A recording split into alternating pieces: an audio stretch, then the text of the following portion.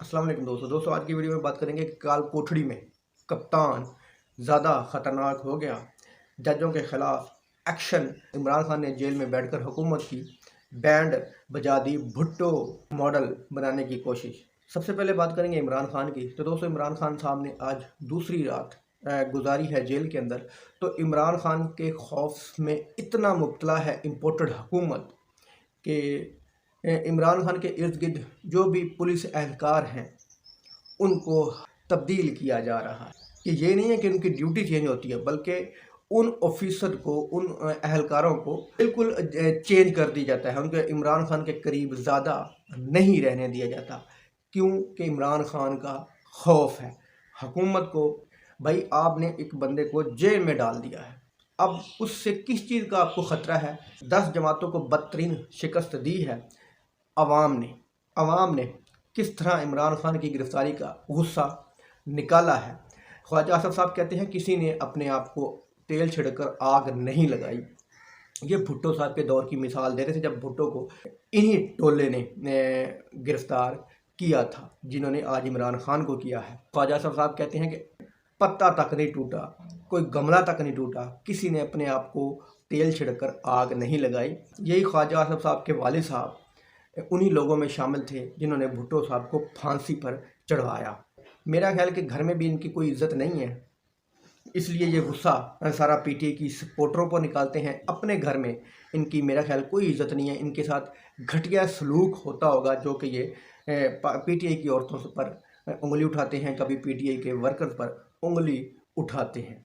दोस्तों भुट्टो जैसा मॉडल बनाने की कोशिश की जा रही है कि जिस तरह के भुट्टो को गैर आइनी गैर कानूनी तौर पर कत्ल कर दिया गया था जेल के अंदर और बाद में उनको फांसी दे दी गई थी, इसी तरह का ये इमरान खान के साथ कुछ ड्रामा बनाने की कोशिश कर रहे हैं। इसके बाद इमरान खान को, अगर इमरान खान को अदालत से रिलीफ मिल गया, अदालत से इमरान खान की ज़मानत हो गई, तो ये किसी और केस में गिरफ़्तार कर लेंगे। अब इन्होंने इमरान खान को लंबे अरसे तक रखने का इन्होंने प्रोग्राम बनाया है, जिसमें वो वकील का कत्ल का केस भी है। इस केस में इमरान खान को ये भुट्टो की तरह तख्तादार पर लटकाने की कोशिश कर रहे हैं। इनकी सोच ये है, क्योंकि इन्होंने देख लिया कि आवाम को हमने इतना डराया है जो कि निकले थे 9 मई को, तो अब आवाम कुछ नहीं करेगी। हम इमरान खान के साथ जो कुछ मर्जी कर सकते हैं। आवाम एक आध दिन हल्ला गुल्ला करेगी, सड़कों पर एहतजाज करेगी, उसके बाद आवाम चुप कर जाएगी, जिस तरह के भुट्टो के वक्त हुआ था या बेनज़ीर के वक्त हुआ था। इनकी सोच अब यही है कि भुट्टो जैसा मॉडल बनाया जाए। इमरान खान ने जेल में बैठकर हुकूमत की बैंड बजाई है।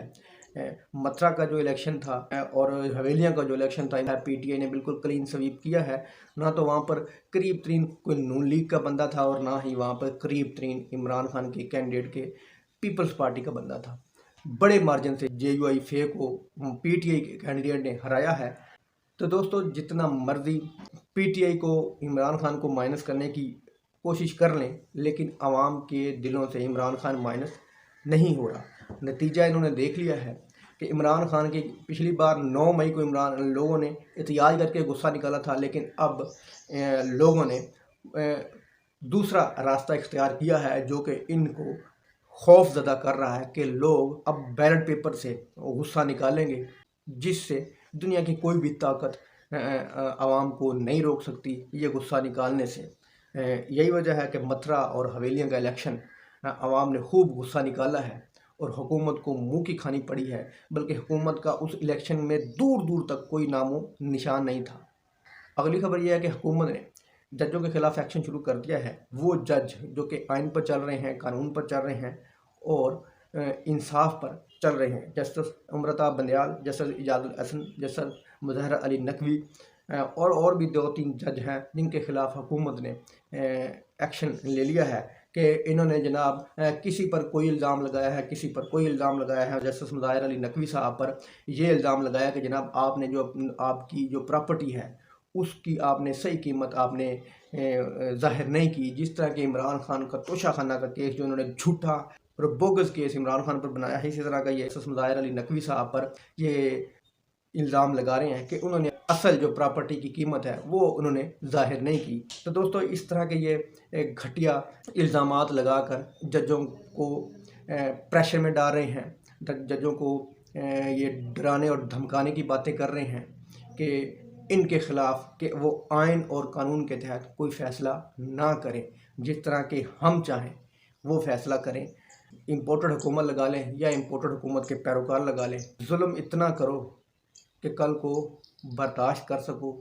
जिस तरह के इमरान खान साहब ने कई बार अपने जलसों में फरमाया है कि कुफ्र का निज़ाम चल जाता है लेकिन जुल्म का निज़ाम नहीं चल सकता। दोस्तों, उम्मीद है आपको ये वीडियो पसंद आई होगी। अल्लाह हाफ़िज़।